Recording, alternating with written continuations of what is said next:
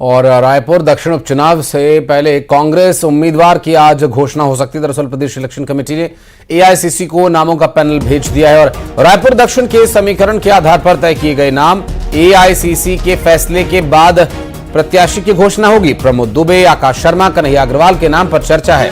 वहीं प्रमोद दुबे ने भी नामांकन फॉर्म खरीदा है और प्रमोद दुबे ने नामांकन फॉर्म पहले ही ले लिया है। बात करेंगे हमारे सहयोगी युगल तिवारी इस वक्त हमारे साथ जुड़े हुए। युगल, ये रायपुर दक्षिण के विधानसभा उपचुनाव की जो जंग है अब और दिलचस्प हो चली है।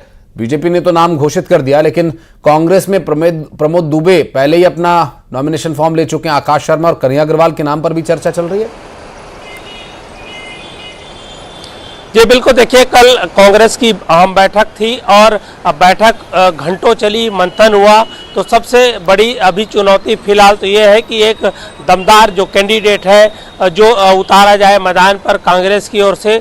और जैसे पूर्व सांसद है, 2 बार के मेयर रहे हैं सुनील सोनी, उसे बीजेपी ने मैदान पर उतार दिया है।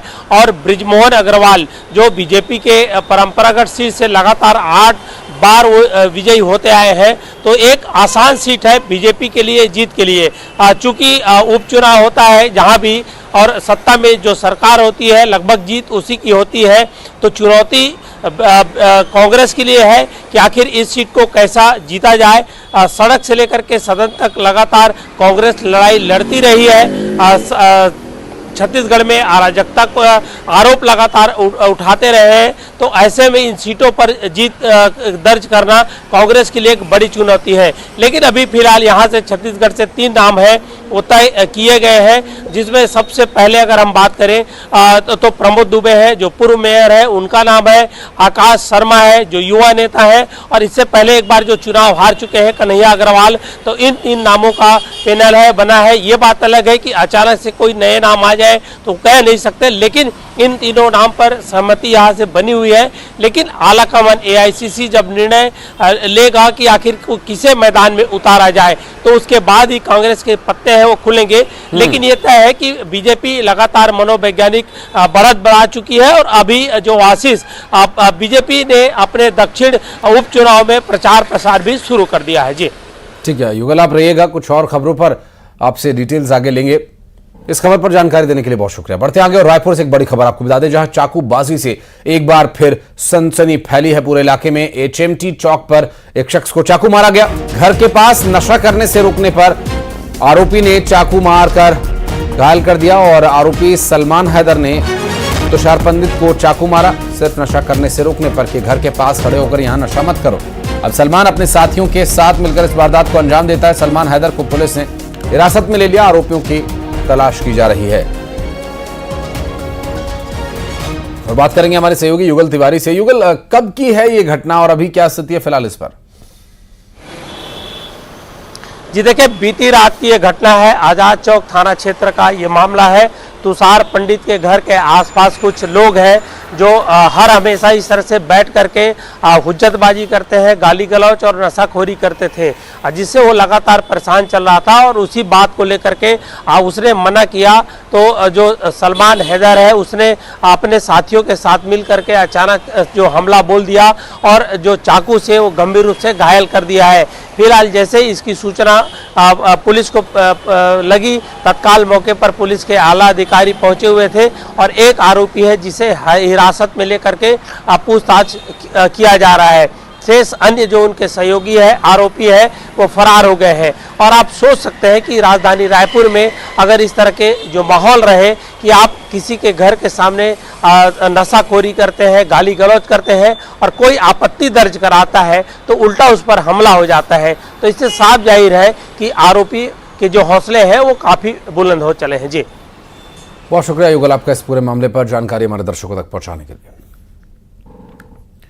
और बिलासपुर से बड़ी खबर, जहां जिला अस्पताल और मातृ शिशु अस्पताल के 47 डॉक्टर्स को नोटिस जारी किया। 3 महीने से सुबह देरी से आने और शाम को अनुपस्थित रहने पर यह नोटिस जारी किया गया। सिविल सर्जन ने नोटिस दिया है और 24 घंटे के भीतर संतोषजनक जवाब नहीं मिलने पर एक्शन लेने की चेतावनी भी दी गई है। आपको बता दें कि इस पूरे मामले में आगे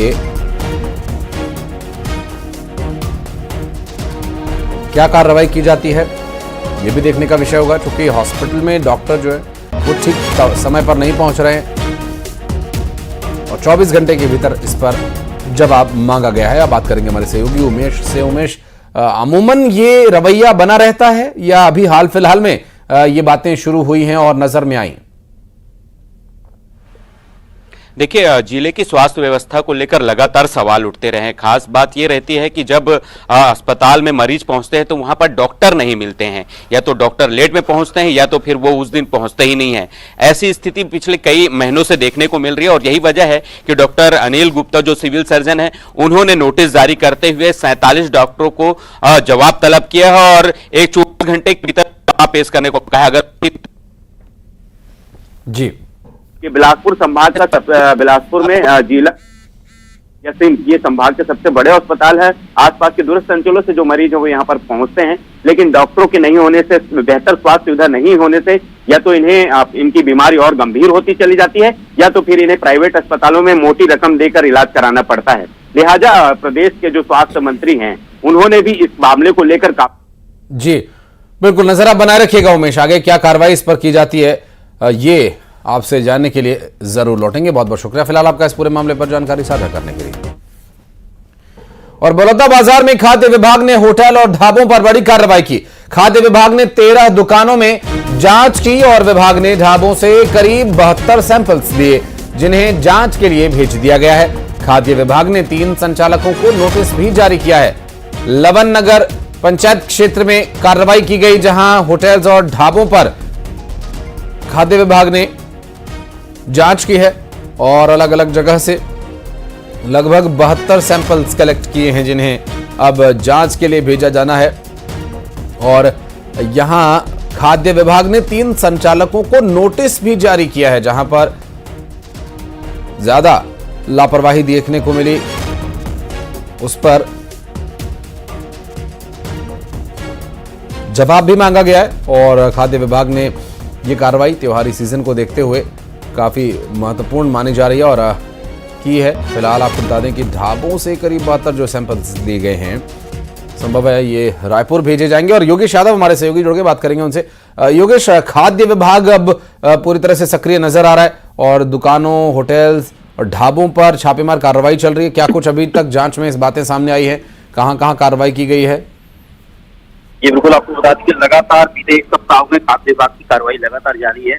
आज से खाद्य विभाग ने लगभग 12 से अधिक होटल दुकानों में छापेमारी की, जिसके दौरान 3 दुकानों को नोटिस जारी किया है, क्योंकि जहां वो खाद्य पदार्थ है वो खुले में जो ढककर नहीं रखे गए थे, साथ ही साथ उनमें अव्यवस्था भी होटल में देखी गई। लिहाजा लगातार कार्रवाई जारी है। कल 7 दुकानों होटल को नोटिस दिया गया था और फिर कुल अब तक 10 से अधिक दुकानों को नोटिस दिया जा चुका है। साथ ही साथ आपको बता दें कि बलौदा बाजार शहर के बाद सिमगा के बाद लवन, लवन के बाद आज कसोल और जैसे कई नगर में आज खाद्य विभाग की टीम पहुंची हुई है और लगातार होटल और दुकानों में छापामारी कार्रवाई जारी, क्योंकि दीपावली के त्यौहार और दीपावली त्यौहार के चलते होटलों में, दुकानों में, मिठाई दुकानों में लगातार इनकी कार्रवाई जारी है। और आज 3 होटल दुकानों को नोटिस खाद्य विभाग और औषधि विभाग की टीम ने दी है। लिहाजा उनके जो 74 सैंपल है वो भेजे गए हैं और उन सैंपल की जाँच आने के बाद कई और ऐसे होटल दुकानें जिनको अवमानना नोटिस भी भेजा जाएगा। बहुत शुक्रिया आपका योगेश इस पूरे मामले पर जानकारी हमारे दर्शकों तक पहुंचाने के लिए। और अंबिकापुर के सितकालो गांव का एक वीडियो सिस्टम, जो कि पूरे सिस्टम की पोल खोल रहा है, एक वीडियो सड़क नहीं होने से गर्भवती महिला को कांवड़ में बैठाकर अस्पताल ले जाने का यह वीडियो सामने आया। यह वीडियो सोशल मीडिया पर अपलोड कर दिया गया और देखिए, सोशल मीडिया पर जब यह वीडियो देखा गया तो हालांकि लोग अपने अपने स्तर पर प्रतिक्रिया अपने अपनी तरह से दे रहे हैं, लेकिन ये विशेष आरक्षित जनजाति की महिला को कावड़ में बैठाकर केदमा अस्पताल ले जाया गया। उदयपुर विकास खंड के सितकालो गांव के खामखुट मोहल्ले के ये रहने वाले बताए जा रहे हैं। श्रवण महंत हमारे सहयोगी इस वक्त हमारे साथ जुड़ गए हैं फोन लाइन पर। श्रवण, या तो हमने श्रवण कुमार की कहानी सुनी थी या आपकी भेजी हुई ये रिपोर्ट देख रहे हैं, जिसमें एक बार फिर से इसी तरह टोकरी में बिठाकर महिला को ले जाया जा रहा है।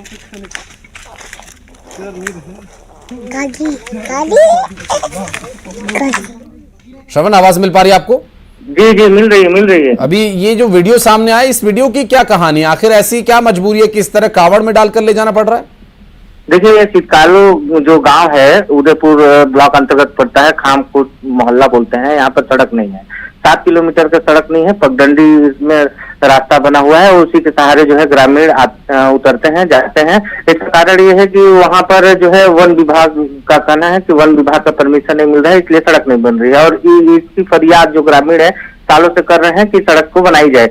लेकिन इसी तरह जो कांवर में जिस तरह से बैठा के गर्भवती महिला को अस्पताल ले जाया जा रहा है, इसी तरह का नजारा पहले भी यहाँ पर देखने को मिलता है। हमेशा से ही बीमार कोई व्यक्ति पड़ता है तो उसको कांवर से ही जो है अस्पताल पहुंचाया जाता है। और ये जो वीडियो है वो खामकुट मोहल्ले का ही है और जो गर्भवती महिला है उसको प्रसव पीड़ा होने पर उसको अस्पताल ले जाते थे केदमा, और केदमा ले जाने के लिए उसको 7 किलोमीटर कांवर के सहारे नीचे उतारा गया, सड़क फिर एम्बुलेंस के माध्यम से इसको 17 किलोमीटर जो केदमा अस्पताल है वहां ले जाया गया। हालांकि जो प्रसव होने के बाद बच्चा भी सुरक्षित है, लेकिन केदमा में से उस गर्भवती महिला को अब उदयपुर अस्पताल में भेज दिया गया है। तो इस तरह का जो तस्वीर है उस जगह से हमेशा से आती रहती है। तो जो प्रशासनिक लोग हैं उनसे हमेशा से ही फरियाद जो है वहाँ के ग्रामीण करते रहे हैं कि वहाँ की सड़क को बनाई जाए, लेकिन अभी तक वो सड़क को नहीं बनाया गया है, जिसकी वजह से इस तरह की तस्वीर देखने को मिल रही है। जी बिल्कुल श्रवण, या तो जंगल में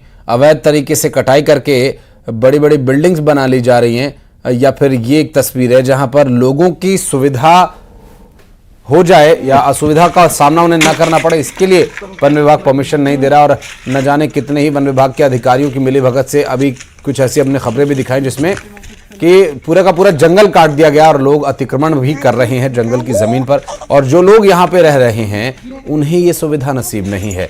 बहुत शुक्रिया आपका श्रवण, इस पूरे मामले पर जानकारी देने के लिए। बढ़ते आगे, कोरबा में अवैध शराब के खिलाफ पुलिस ने बड़ी कार्रवाई की है। और बता दें कि चीतापाली गांव के घोघरा नाला के पास अवैध कच्ची शराब बनाने और बेचने वालों पर छापा मारा गया। पुलिस ने बड़ी मात्रा में महुआ शराब बरामद की है और शराब बनाने वाले मौके से भाग खड़े हुए। ऊपर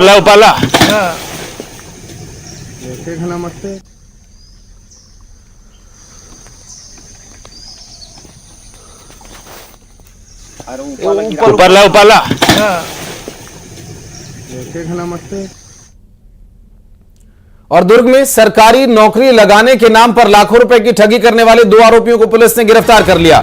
नौकरी लगाने का झांसा देकर आरोपियों ने 10 लाख रुपए की धोखाधड़ी की वारदात को अंजाम दिया। पीडब्ल्यूडी में नौकरी लगाने का झांसा देकर आरोपी ने लाखों रुपए की ठगी की वारदात को अंजाम दिया। आरोपियों ने पीड़ित को फर्जी नियुक्ति पत्र भी थमा दिया ताकि आरोपी वहां से बच निकल पाए, लेकिन पुलिस ने तत्परता दिखाते हुए अब आरोपी को गिरफ्तार कर लिया है। और सूरजपुर में चोरों की दहशत है। मकान का दरवाजा तोड़कर चोरों ने लाखों रुपए के जेवर और नकदी चोरी कर ली और करीब 20 लाख रुपए के जेवर चोर लेकर फरार हो गए। 5 दिनों से मकान मालिक बाहर गए हुए थे। SECL भटगांव के ऑफिसर कॉलोनी में चोरी की ये वारदात हुई।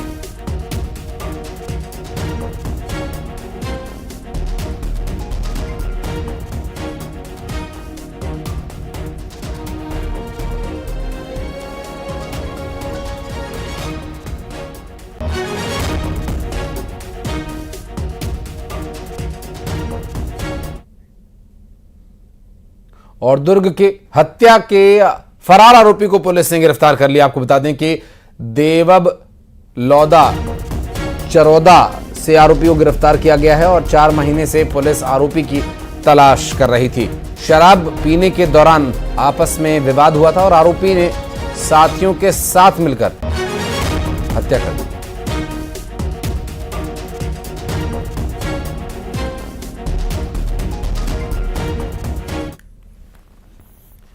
और जांजगीर चांपा में 20 घंटे बाद भी पानी में डूबे युवकों का कोई सुराग नहीं लग पाया। एसडीआरएफ की टीम दोनों ही की तलाश में जुटी हुई है।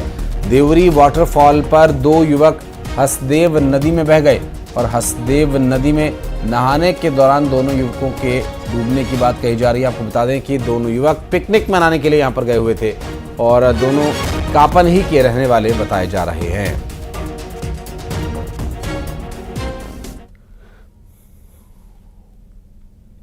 और बढ़ते आगे आपको बता दें कि गरियाबंद में धान की तस्करी के खिलाफ बड़ी कार्रवाई की गई। एमएसपी पर धान खरीदी से पहले धान की तस्करी का खुलासा हुआ। पुलिस ने बड़ी मात्रा में अवैध धान से भरा हुआ ट्रैक्टर पकड़ा है और पुलिस ने 80 बोरी अवैध धान जब्त किया। दरअसल ओडिशा छत्तीसगढ़ सीमा के पास चेक पोस्ट पर यह कार्रवाई हुई।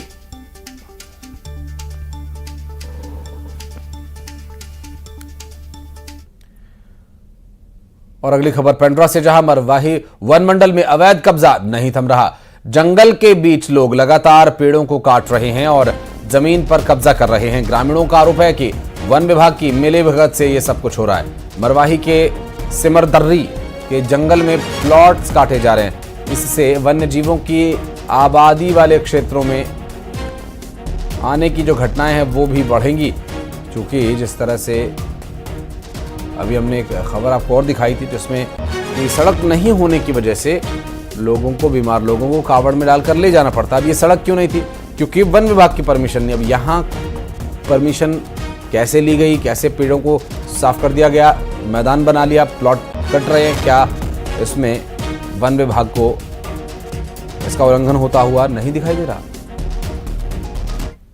और बढ़ते आगे, भिलाई में विधायक देवेंद्र यादव की आज कोर्ट में पेशी होनी। देवेंद्र यादव की आज रिमांड खत्म हो रही है।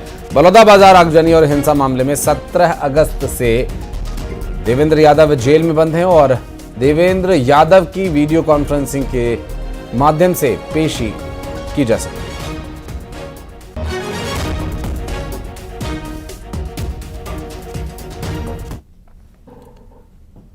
और बढ़ते